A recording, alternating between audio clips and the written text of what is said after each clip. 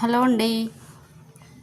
ఇప్పుడు నేను మీకు ఒకటి బెండకాయలతో వేపుడు ఎలా చేసుకోవాలో చూపించబోతున్నాను. ఆయిల్ లేకుండా సింపుల్ ప్రాసెస్తో ఈ బెండకాయ ఫ్రై చేసుకుని ఇది పప్పు చేసినప్పుడు ఆ పప్పు అన్నంలో వేసుకొని ఇది సైడ్కు తింటుంటే చాలా బాగుంటుందండి. చూడండి, బెండకాయల్ని తీసుకొని శుభ్రంగా కడిగి ఇలా ఘాట్లు పెట్టుకోవాలి. ఇదిగో ఇలా పొడవుగా చీల్చాలి.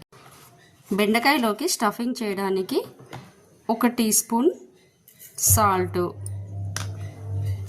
1/2 టీ స్పూన్ పసుపు, 1 టీ స్పూన్ ధనియాల పొడి, జీలకర్ర పొడి అండి. ఇది 2 కలిపి మిక్స్ చేశాను. ఆ తర్వాత 1 టీ స్పూన్ మిరప్పొడి, 1 టీ స్పూన్. ఇదిగోండి ఇలా స్టఫింగ్ చేసేసుకోవాలి. చూడండి ఎలా బెండకాయల లోపలికి ఈ పౌడరు ఇలా స్టఫింగ్ చేసేసుకోవాలి. చూడండి ఇలా. ఓకే, ఇప్పుడు వీటిని మనం వేయించుకుందాం. పెనం పెట్టుకొని కొంచెం వేడి కాగానే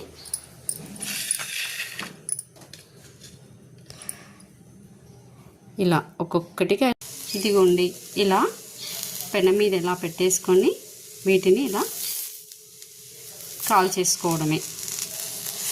ఇలా టర్న్ చేస్తూ కాల్చుకుంటూ ఉండాలండి.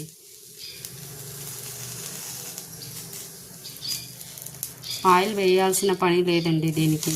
ఒకవేళ మీకు అవసరం అనుకుంటే జస్ట్ 1 డ్రాప్ ఆయిల్ వేసుకుంటే చాలు. 1 డ్రాప్ ఆయిల్ వేసుకొని ఇలా కాసేపు ఇలాగే పెట్టి అది వేగని. చూడండి ఇలా ఎంత బాగా వేగుతున్నాయో చూడండి. ఇవి ఇలా టర్న్ చేస్తూనే ఉండాలండి.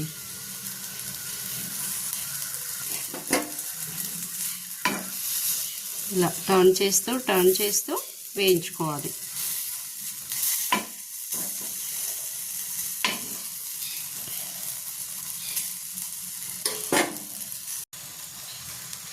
ఇదిగోండి బెండకాయ వేపుడు రెడీ అయింది. ఇది క్రిస్పీగా కూడా ఉంటుందండి. ఆయిల్ వేయకున్నా కూడా దానిలో ఉన్న తేమ ద్వారానే అది మంచిగా మగ్గిపోతుంది.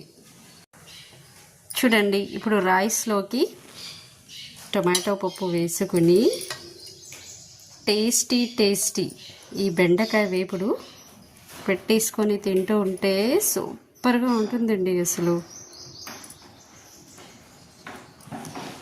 చూడండి.